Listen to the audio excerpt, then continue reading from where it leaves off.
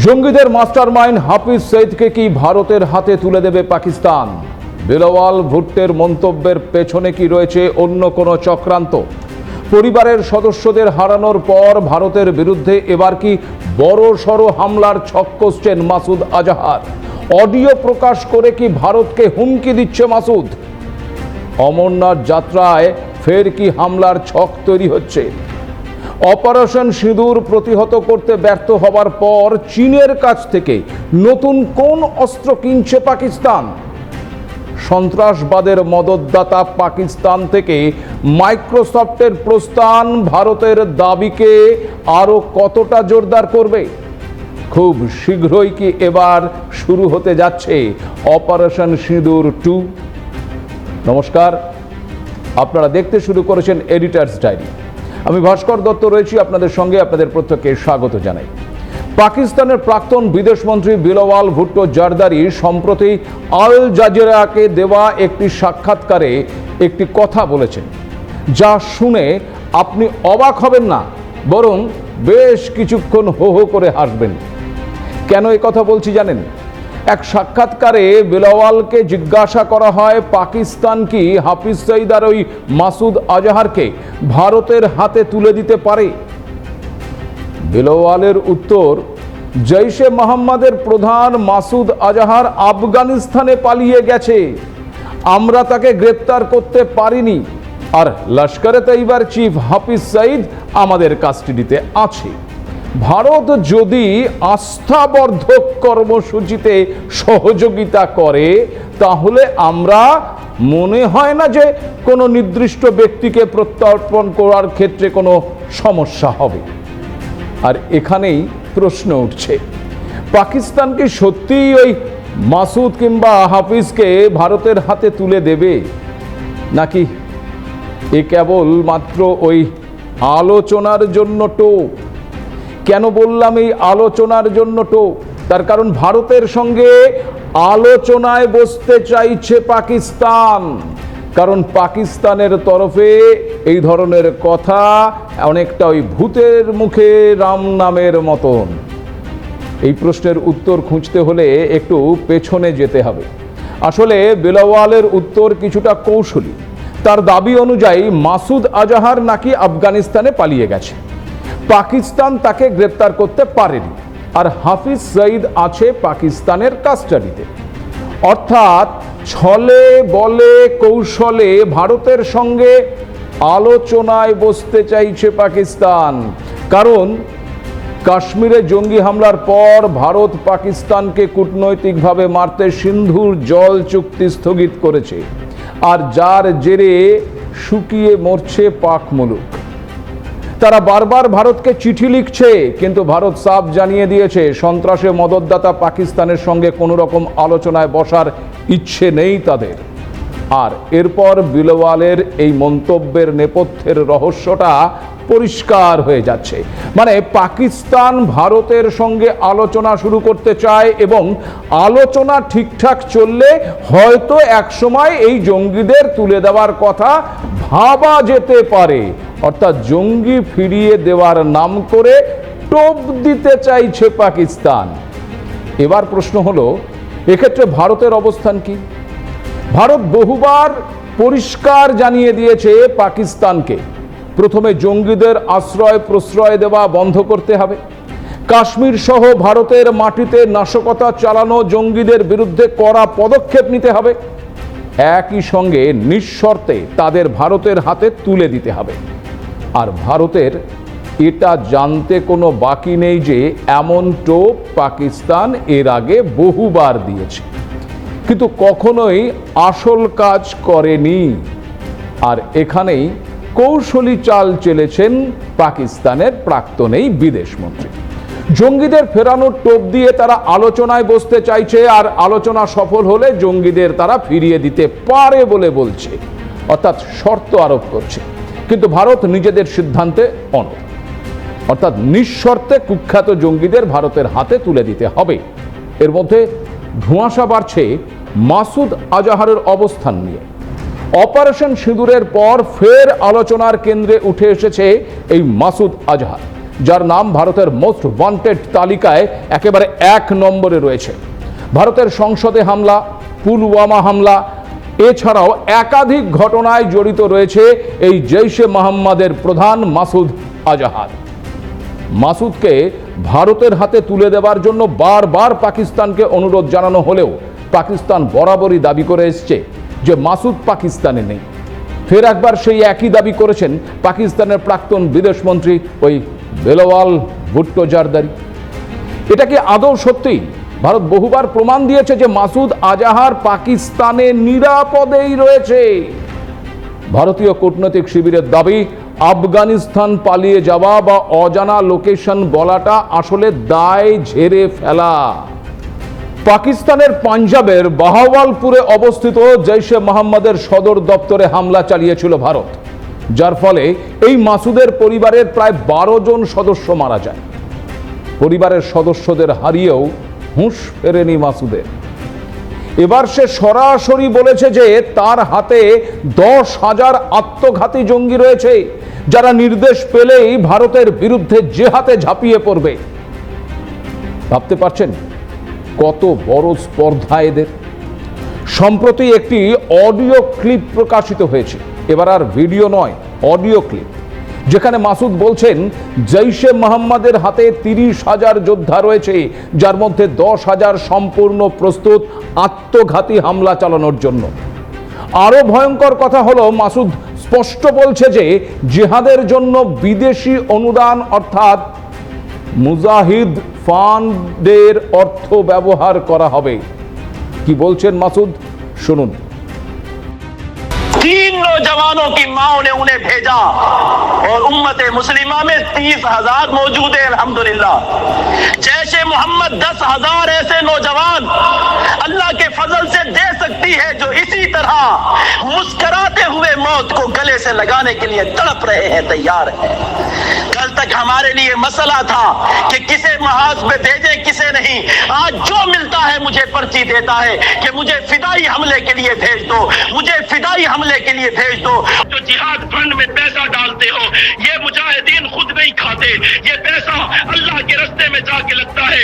पंजाब के एक मुसलमान ने मुझे कहा कि मेरा जब भी कोई मुझ पर मुसीबत आती है, मैं थोड़े से पैसे उठाकर मुजाहिदीन के गले में जाके डालता हूँ।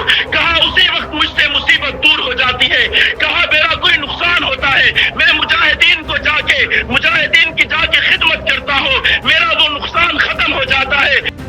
এই ভাষণ রেকর্ড করা হয়েছে এই জুলাই মাসে পাকিস্তানের বাহাওয়ালপুরের একটি মসজিদে।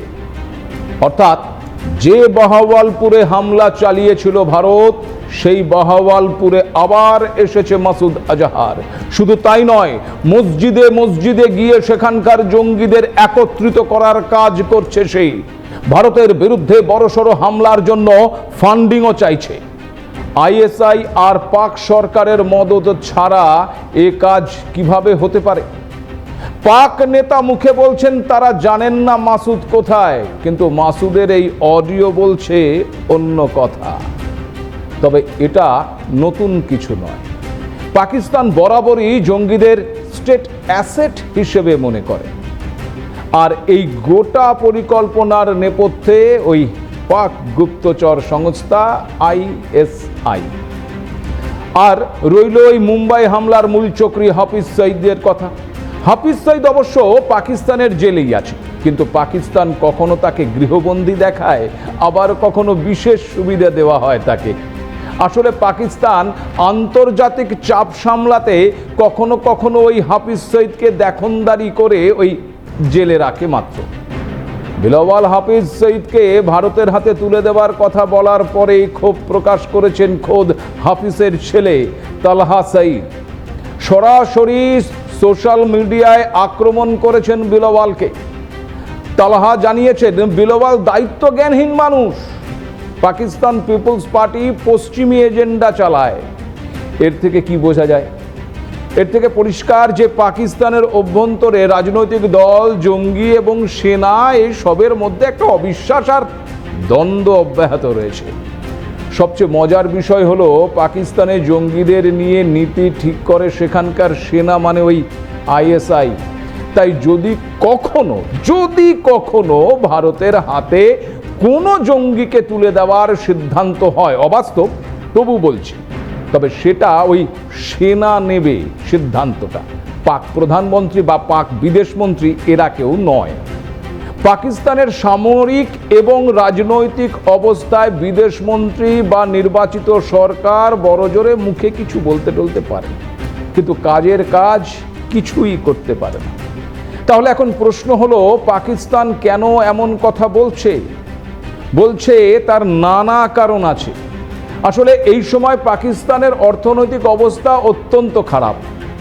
সে দেশের অর্থনীতি সম্পূর্ণরূপে ভেঙে পড়েছে, বিদেশি ঋণ ছাড়া তাদের দিন চলে না। আন্তর্জাতিক মহল, বিশেষ করে ফিনান্সিয়াল অ্যাকশন টাস্ক ফোর্স বা ওই FATF পাকিস্তানকে পর্যবেক্ষণ করছে। কি এই FATF? এটি হলো একটি আন্তর্জাতিক সংস্থা যা বিশ্বব্যাপী মানি লন্ডারিং, সন্ত্রাসবাদকে ফিন্যান্সিং এই সমস্ত আটকানোর কাজ করে থাকে। তারা দেখছে যে পাকিস্তান সন্ত্রাসবাদকে জিয়ে রাখতে কোনো রকমভাবে কোনো অর্থ প্রদান করছে কিনা, সন্ত্রাসবাদ দমনের ক্ষেত্রে সত্যিই কোনো কাজ পাকিস্তান আদৌ করছে কিনা।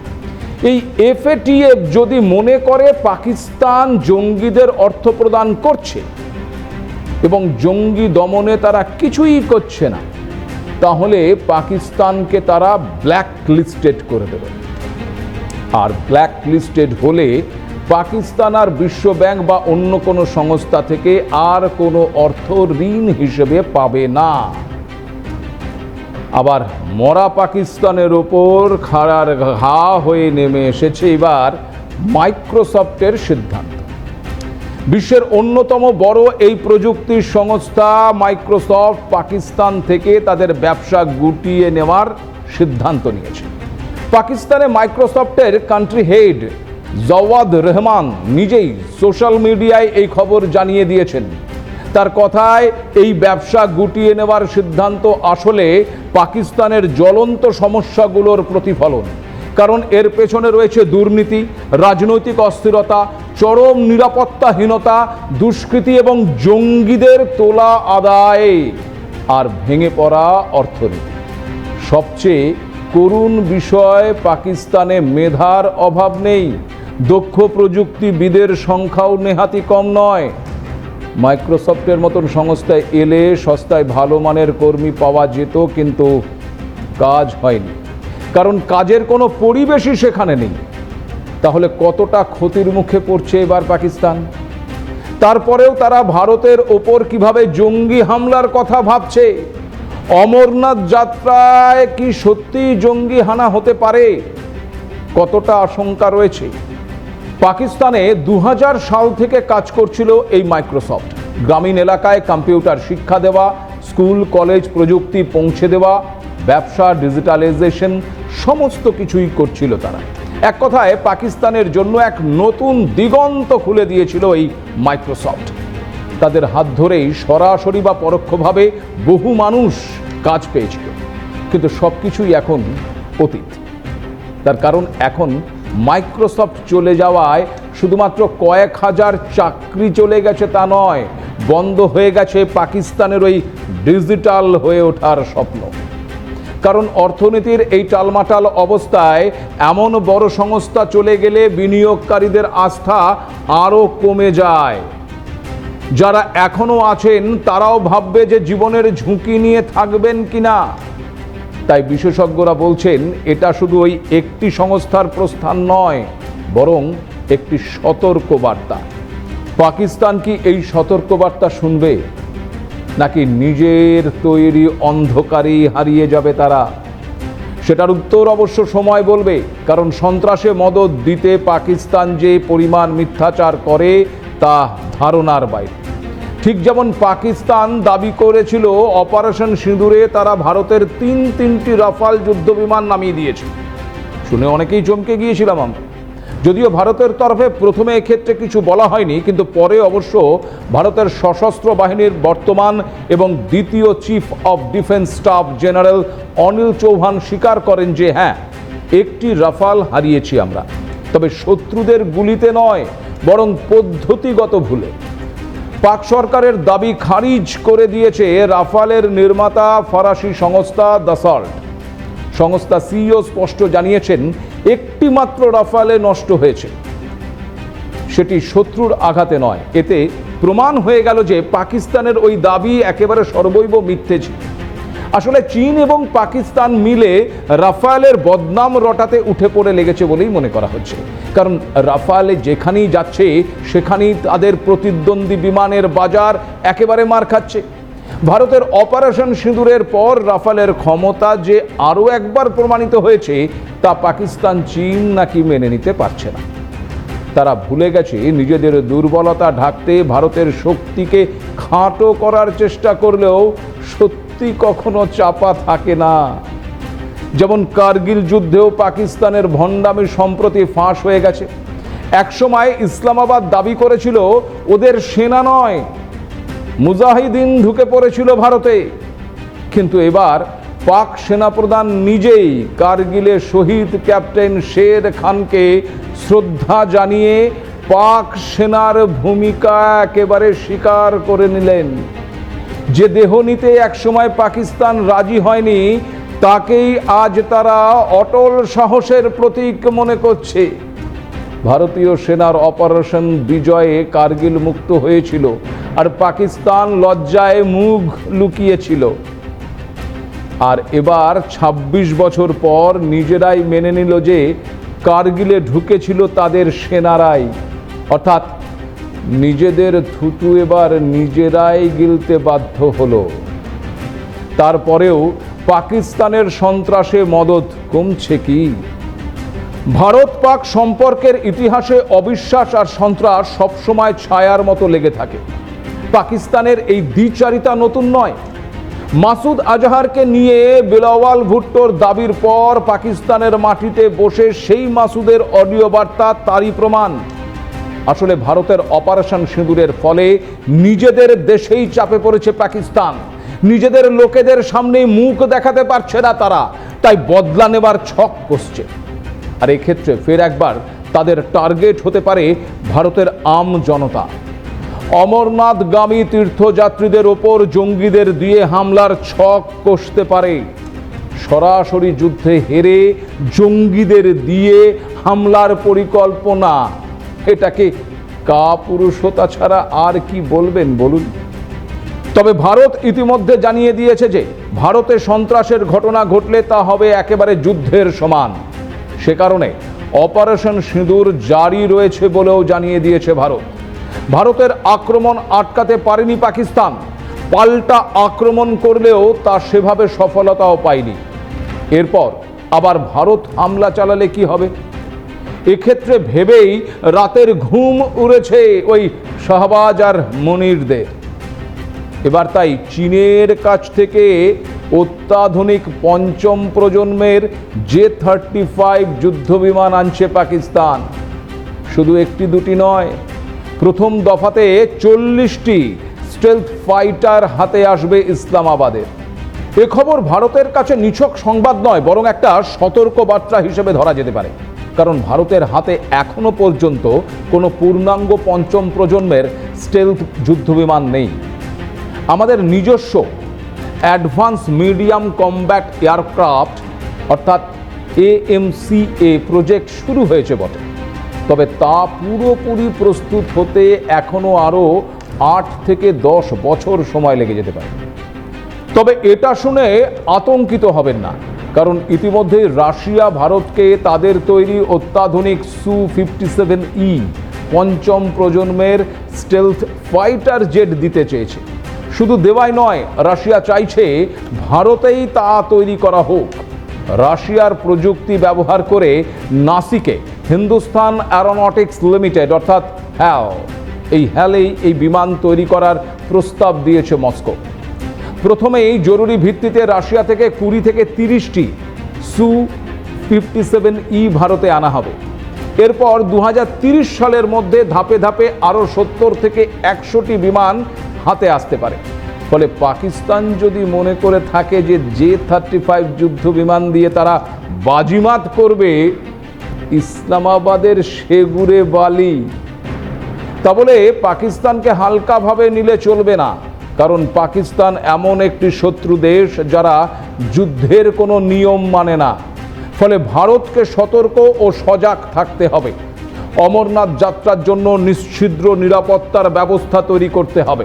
অন্যদিকে কূটনৈতিকভাবে পাকিস্তানকে চাপে ফেলার কৌশল চালিয়ে যেতে হবে। সিন্ধুর জল চুক্তি স্থগিত করাতে ইতিমধ্যেই নাভিশ্বাস উঠেছে ইসলামাবাদের। জলবায়ু নিয়ন্ত্রণে পাকিস্তানের কৃষি ব্যবস্থা ভেঙে পড়তে চলেছে, যার সরাসরি প্রভাব পড়েছে পাকিস্তানের অর্থনীতিতে। এবারে যদি ওই FATF এর মাধ্যমে পাকিস্তানকে ব্ল্যাকলিস্টেড করানো যায় তবে কেল্লা ফতে। ইতিমধ্যে ভারত, ব্রিক্স সহ অন্যান্য দেশগুলোর কাছে পাকিস্তান যে সন্ত্রাসবাদকে মদদ দিচ্ছে তার প্রমাণ তুলে ধরেছে। এবার জঙ্গিদের আতঙ্কে মাইক্রোসফটের মতন সংস্থা পাকিস্তান ছেড়ে চলে যাওয়ার সিদ্ধান্ত ভারতের এই দাবিকে আরও জোরালো করেছে। এরপর যদি পাকিস্তান ব্ল্যাকলিস্টেড হয় তবে আরও কোনো জায়গা থেকে সে কোনো লোন পাবে না। ফলে দুর্ভিক্ষ, অনাহার নেমে আসবে ওই পাকিস্তানের বুকে। পাকিস্তানের আম জনতাকে এই ভয়াবহ পরিস্থিতি থেকে বাঁচাতে পারে পাকিস্তানের হুকমারানরাই। কিন্তু ভারতের বিরোধিতা আর জঙ্গি মদত ওই পাকিস্তানের অভ্যাসে পরিণত হয়ে গেছে। সেই অভ্যাস কি আদৌ বদলাবে, আদৌ শুধরাবে এই পাকিস্তান? প্রশ্নটা তোলা থাক। আজ এ পর্যন্তই। নমস্কার।